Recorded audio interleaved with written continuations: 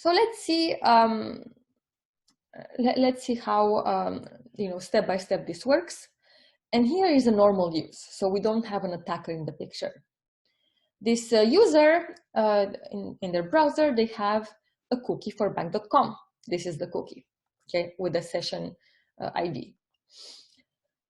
Now, when the user does a get for the page to bank.com, the page might contain a form.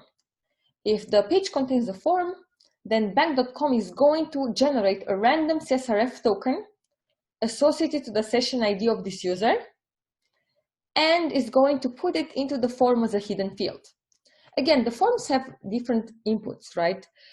Some inputs can already be filled in, and so it's going to be filled in. So let's say we have a CSRF field that's already filled in with the value 198, blah, blah.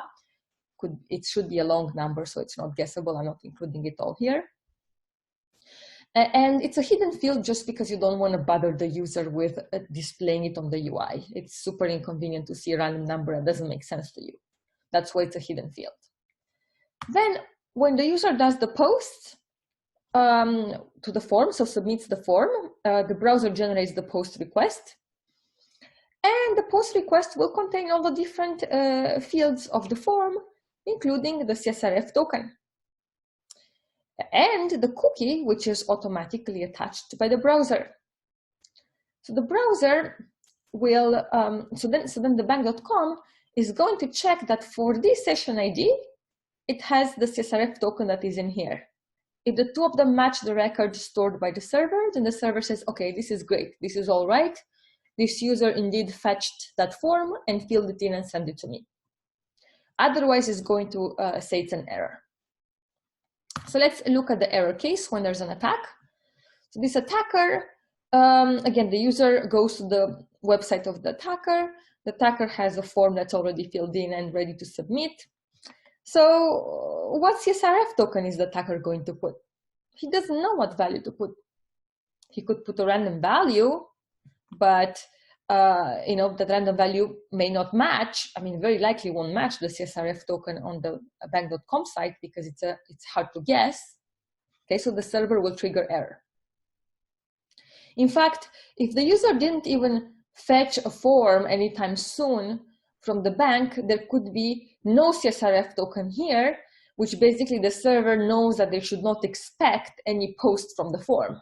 Okay, so that's already one way to detect an error.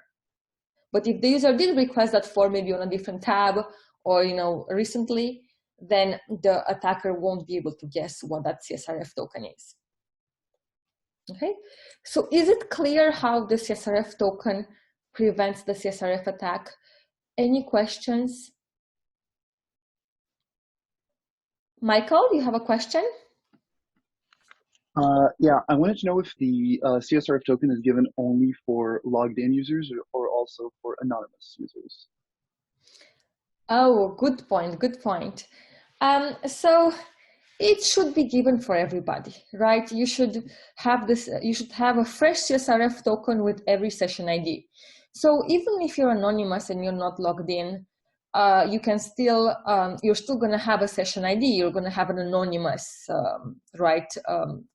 credentials. The server won't know who you are, but the server will still normally set a session ID for you because maybe you set the language and you set a few things that you care about, so that you should be able to see those settings for the duration of your session. Again, it's really up to the web server if they want to give you a session ID if you're just anonymous. But to be sure, you should have a CSRF token for forms of an anonymous user. Now you might say, yeah, but if it's not logged in, it doesn't have access to the user's financial account, so it can't cause so much harm. I agree, it won't cause so much harm to do a CSRF for a user who's not logged in as one that's logged in general, but you don't know what corner cases there are. You can think of all the cases. So just for redundancy, you should have a CSRF token every time. There's nothing really to lose. You might, though, the one consideration might be how expensive is this CSRF token? Do you make yourself more vulnerable to a DOS attack? because you have to put the storage.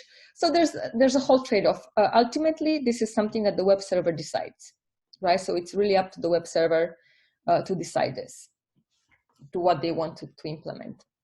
But yeah, it's a good question. I would have the CSRF token for every form.